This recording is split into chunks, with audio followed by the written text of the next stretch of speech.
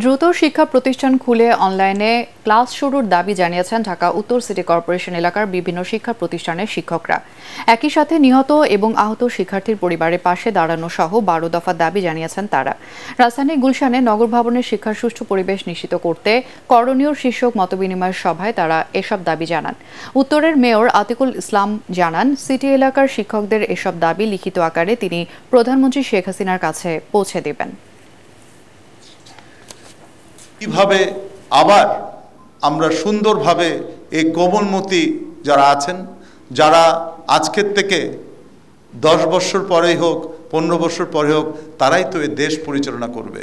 সুতরাং তাদেরকে কিভাবে আবার শিক্ষার মাধ্যমে আবার নর্মাল জীবনযাপন আসতে পারে সেই ব্যাপারে আমাদের পক্ষ থেকে, ঢাকা উত্তর সিটি কর্পোরেশনের পক্ষ থেকে আমি মনে করি আমরা সর্বাত্মক চেষ্টা আমরা সরকারকে দিব।